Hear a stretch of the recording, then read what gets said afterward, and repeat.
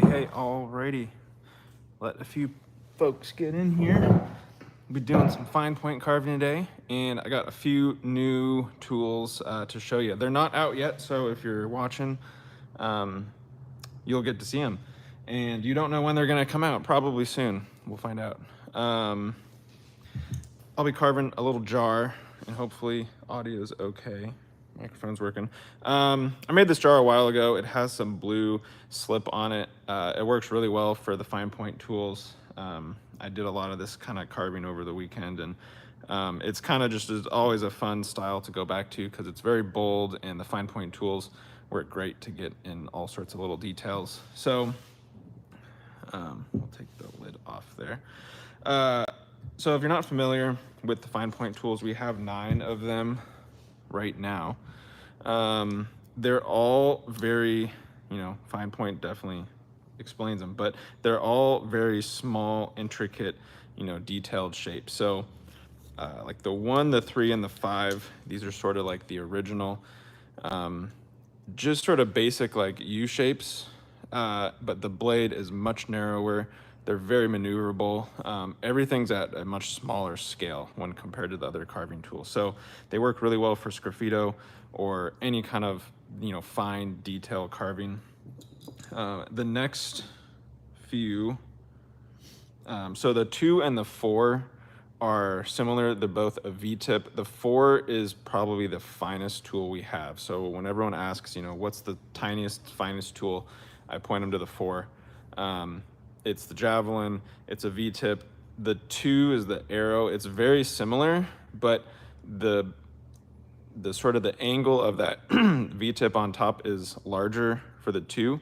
And it's also really meant to like kind of turn on the side, and you can scrape a little bit larger area. So I use them both sort of back and forth. The 4 is gonna give you a lot more consistent narrow line, whereas the 2 you can vary the line width pretty easily just by going in a little bit deeper. They just feel a little bit different, so both really solid. And then the 6 is just this sort of ballpoint. This one's really nice for doing little circles or sort of signature, like little squiggly wavy. As you're carving and you go, you tilt back and forth, it's gonna maintain that width. Again, it just sort of feels really different compared to all the other carving tools. Very small, maneuverable shape. It's different than the 7. So the 7 and the 8 are sort of like a wedge shape. One is a flat top wedge, and the 7 here, the purple, has a little bit of a curve to it.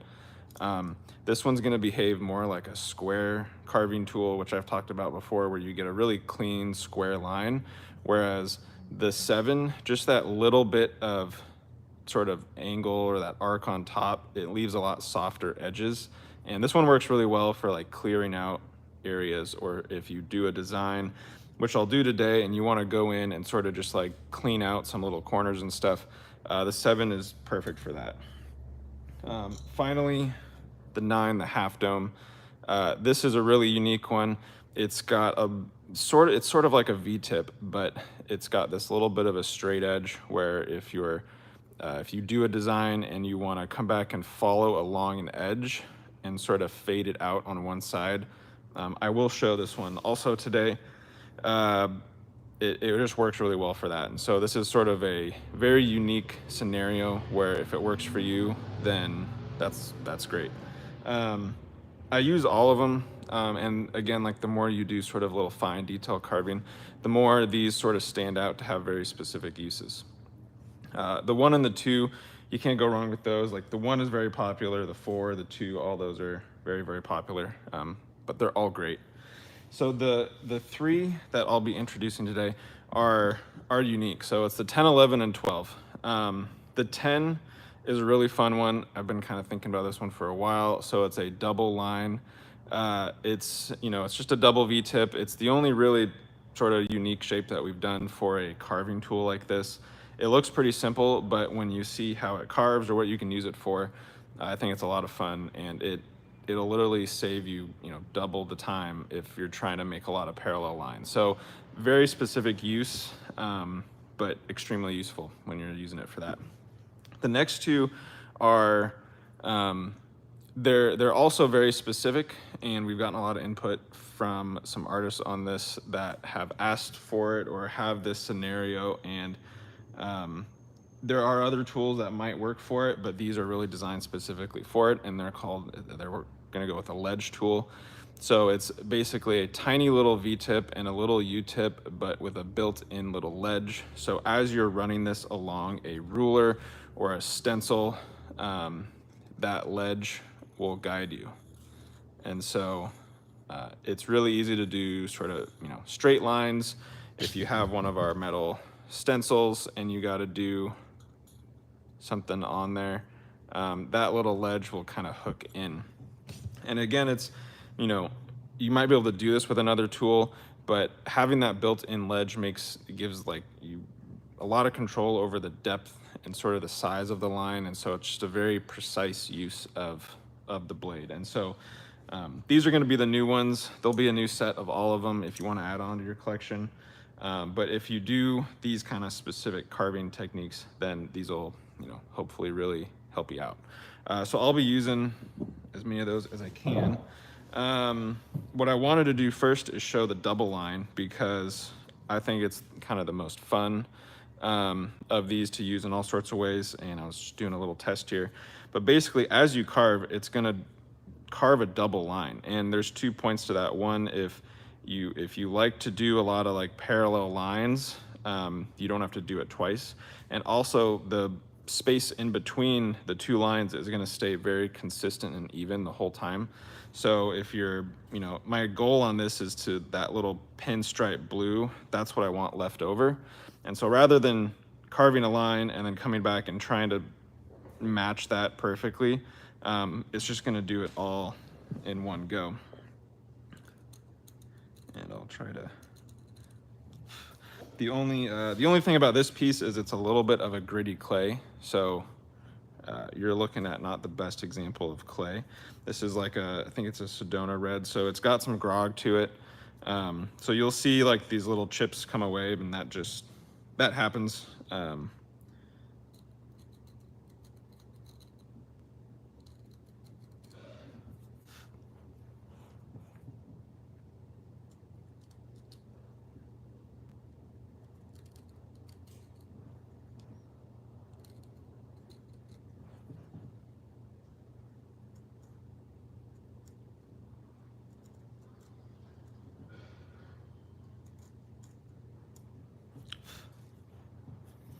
And so the only thing about carving in a little bit groggy clay is you gotta pull a little bit more, but you'll get the idea. And then I'm gonna kind of fade these out. And so what I'm trying to do is it's making this sort of twisty vine shape. And then I'll use some of these other tools to come back and add to it. It's gonna be easier on this is going with a little bit straighter.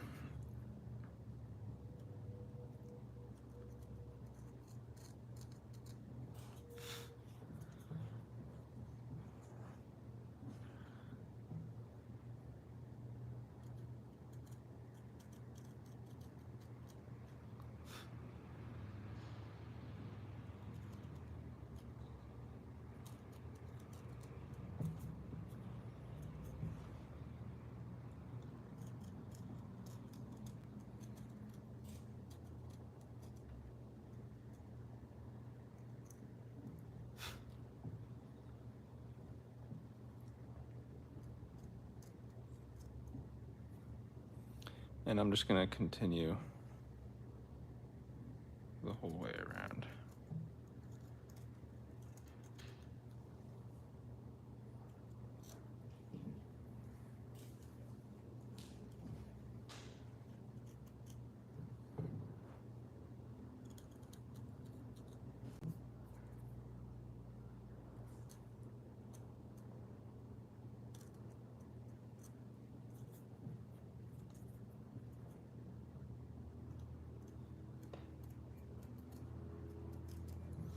And then the other thing is, with a little bit of practice, you can actually come back and you can get a third line going in here.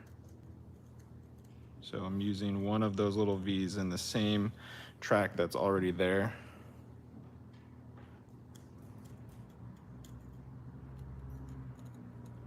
I'm going around.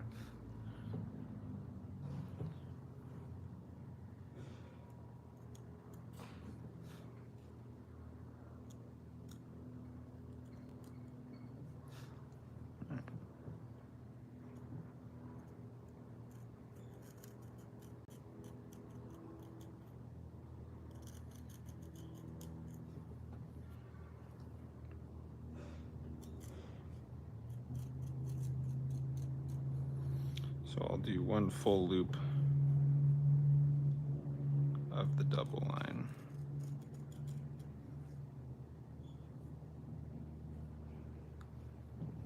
Move that over.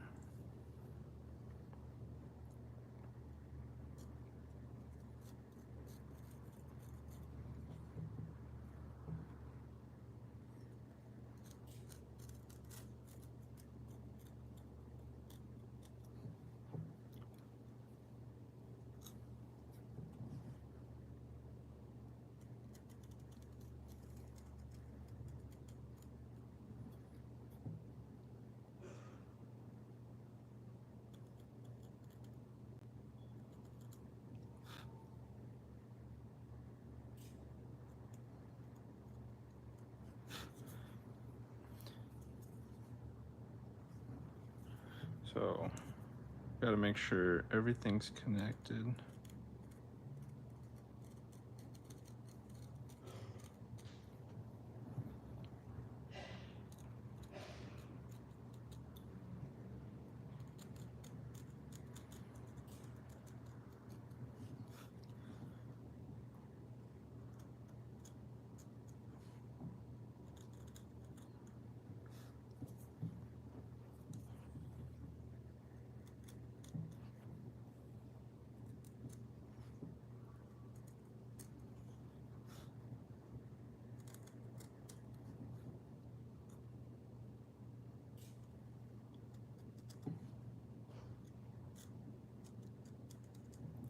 There we go. Okay.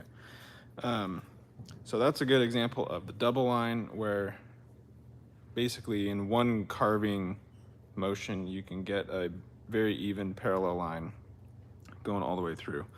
I'm gonna pick up on it with some of these. So for example, if the easiest example is if I want to add some diagonal lines, or you have a ruler, the edge tools are going to glide along an edge. And so this is the 11. And so this one's going to be sort of like the finest. It's the tip on this one is similar. It's kind of in between an FP4 and an FP1. It's a small little V-tip. And what's nice about the ledge is you're not going to go too deep, and then you're going to end up with a very straight line. So whether you're doing just like straight lines with a ruler works well, or if you switch to one of our stencils, we'll go like this.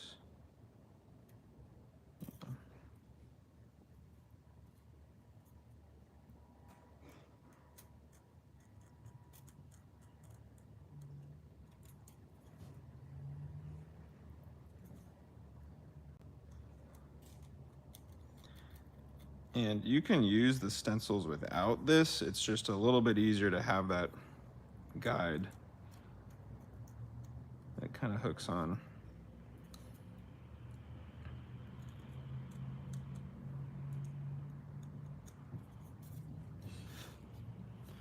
Like that one.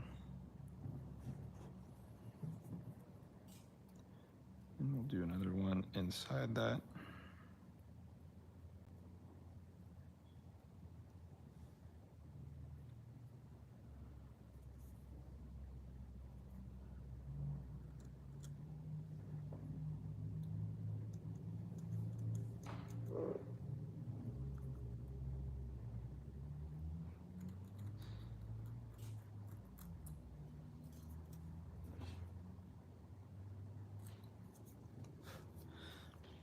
So I'm gonna do some basic shapes all around.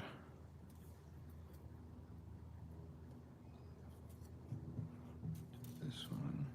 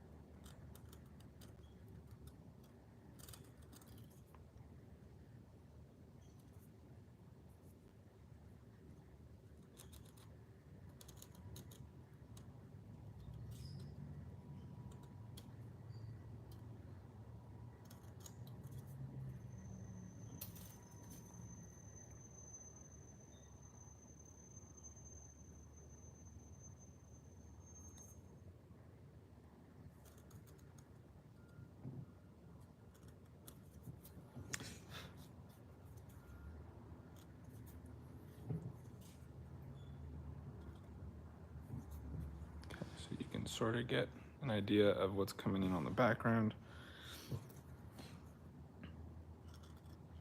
And these two lines, so the V-tip there is gonna match the double line of those pretty closely. So that's what you're seeing, where all these individual lines look very similar.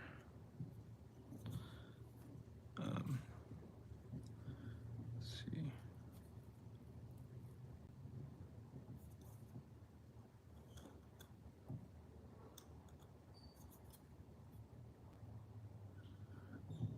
So we'll leave that and then come back here and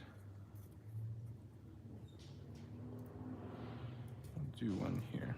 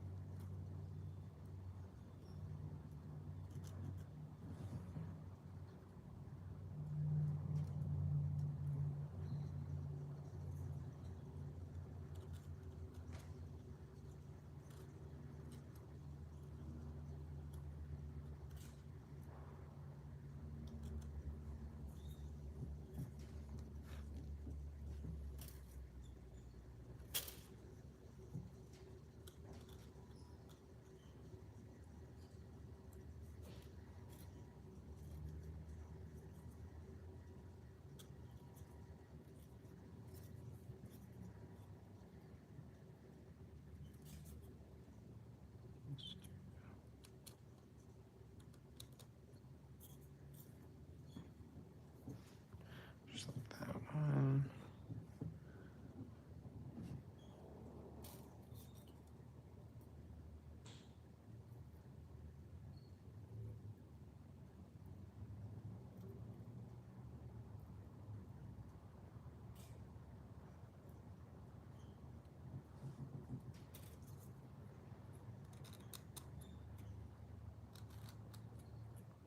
So sometimes the hardest part about doing this is trying to remember what areas you want to carve away and what areas you want to keep.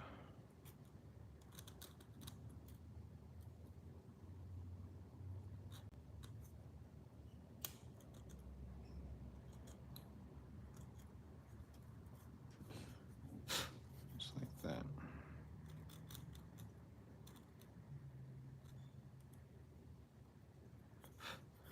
So there, over, and then to here. And then just for example, so the larger U-shape one,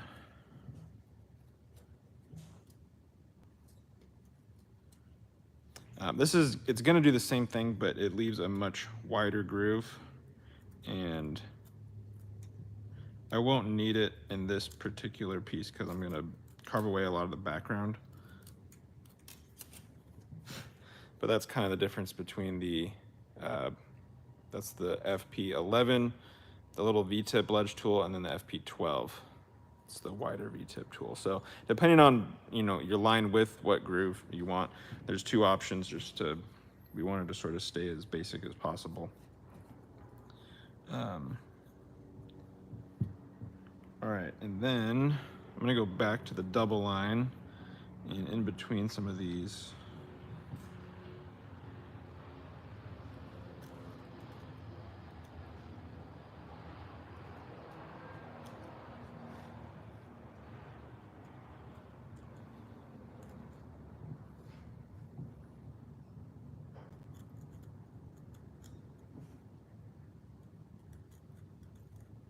And so I'm actually using the line that I made before as kind of a guide, and then running this just along with it.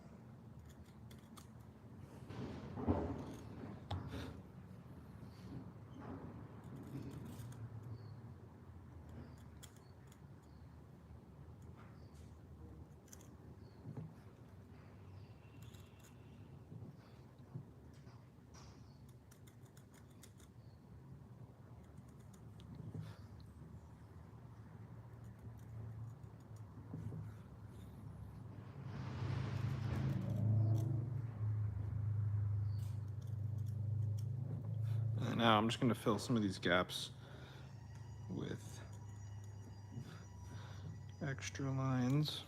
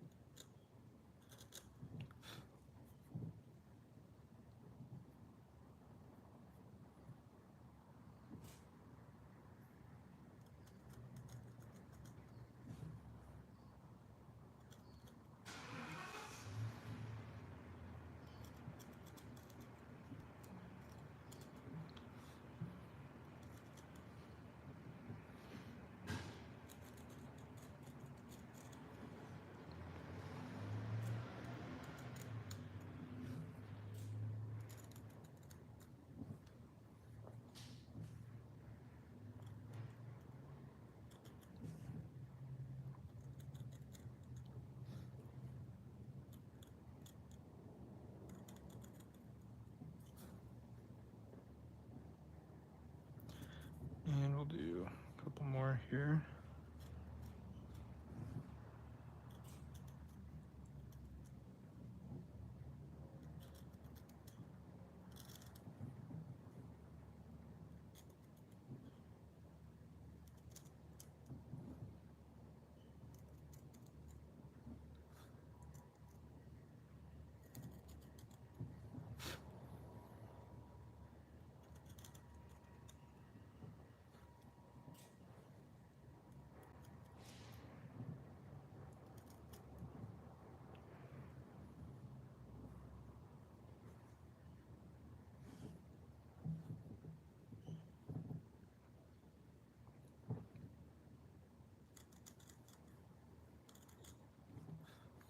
And this will start to make more sense once you get rid of some of the background.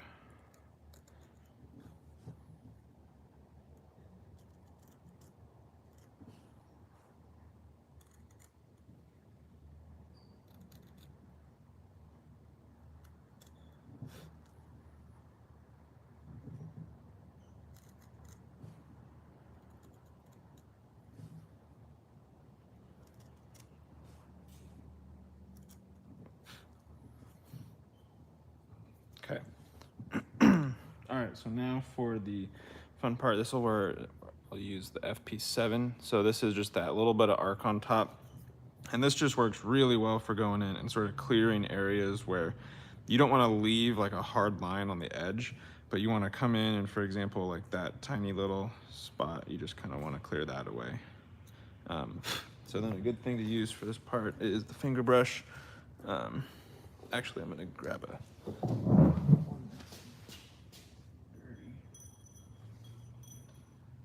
These are already dirty. Just sort of brush all this away. So as we're going, we'll kind of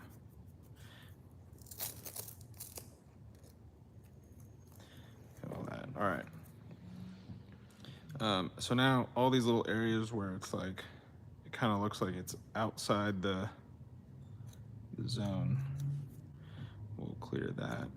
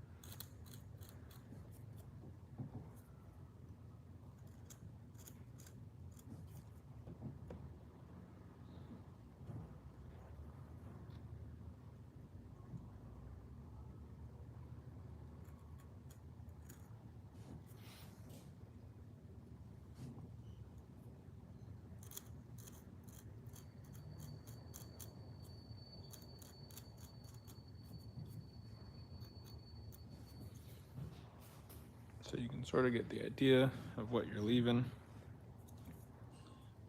And it doesn't have to be perfect, because sometimes when if you just like doodle and, you know, pick some areas that you keep and pick some areas you get rid of. Like in here's maybe a little tricky because it's like what stays and what goes, but usually it's stuff like this.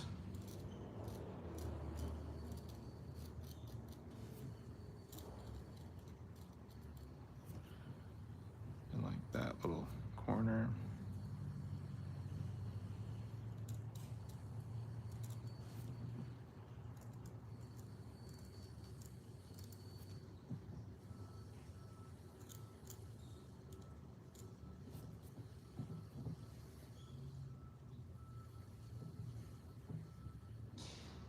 Yeah, this is the FP7, so it's gonna really good for just sort of getting rid of all this little stuff.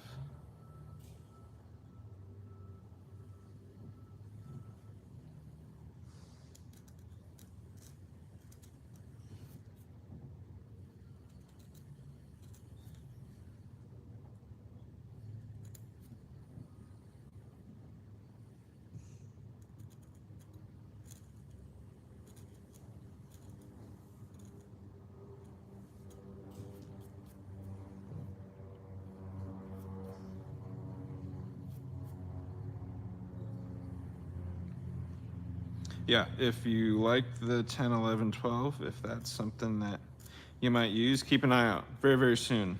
Um, we're getting everything finalized.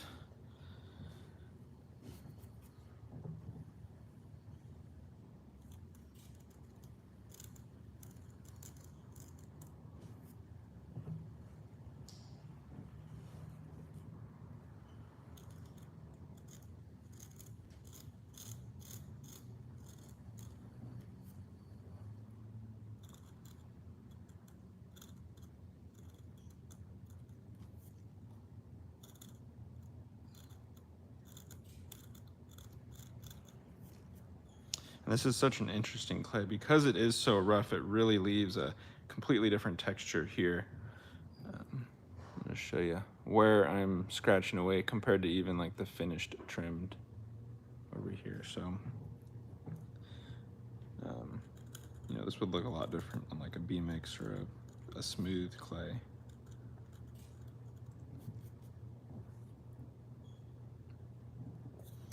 And then, so for something like here, I think I got to get rid of this middle one, but I want to make sure these pass through. So this is where the FP4 is kind of handy.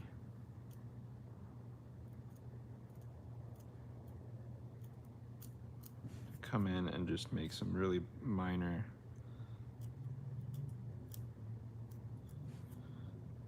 fixes.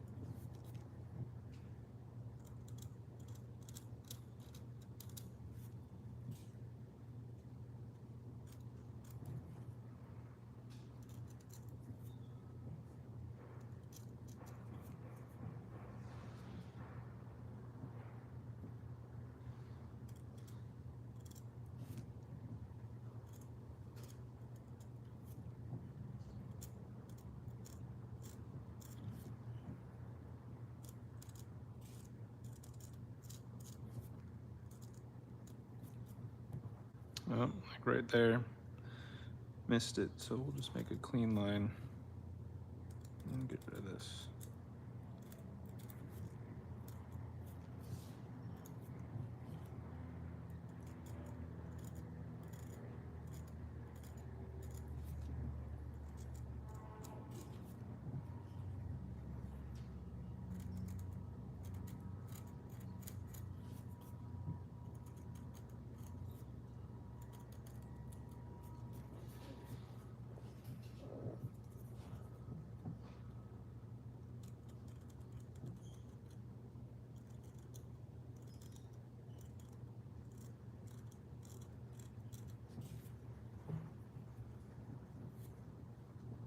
So I'm not sure if I should get rid of all this or not.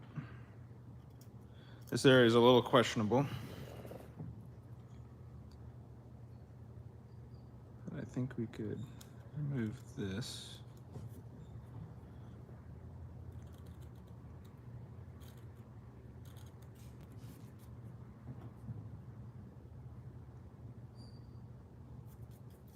There we go. So that's all the way around. So I think I'll leave the jar like that one. But you can really get an idea of like when you're using the double line, all these widths are maintained. So it's really easy to sort of do, you know, any kind of design where you have that parallel line or you care about making 2 marks in a row. It actually makes a significant difference when you're using it, just to be able to sort of freehand something without worrying about coming back and adding a second line. So I'll leave that one there, and then we'll do a little bit on the lid. I remember when I made this, there's a few grooves, so we'll have to kind of get through them.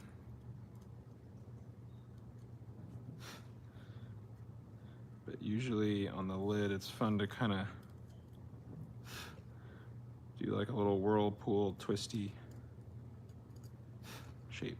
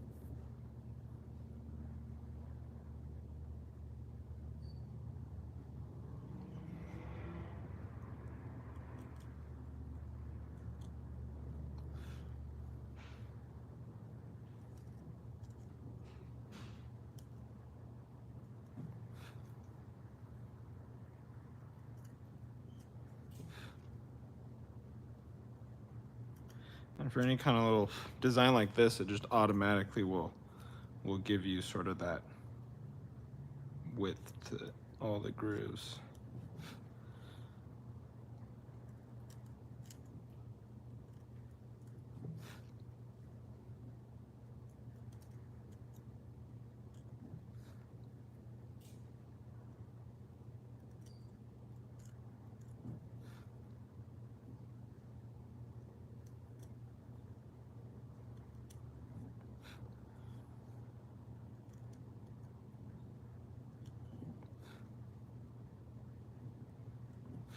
All right, and then we'll reach in here with the 7 again.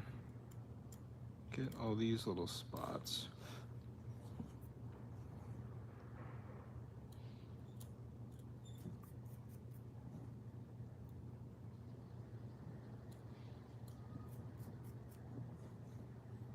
This is the only downside of using a really groggy clay, is you can't do super fine details on this. It's gonna look a little jagged, but still with a glaze on there, it'll look kind of old. It might look like an old, sort of like ancient little jar, which is kind of fun.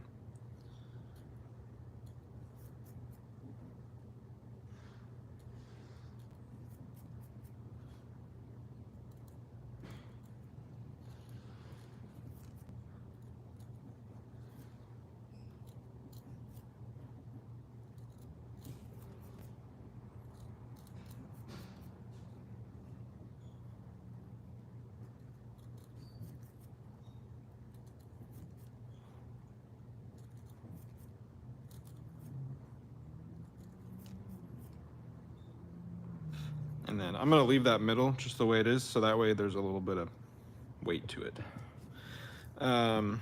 Okay, so there you have it. So kind of a fun, just sort of freehand design, mostly thanks to the double line and some of the ledge tools to do all those little stencils. It definitely makes it easier. And yeah, so hopefully you enjoyed kind of seeing some of these. They're gonna be out very, very soon. It'll be a set. I think Jamie just typed on there. Yeah, there'll be a set of all 3 or individual.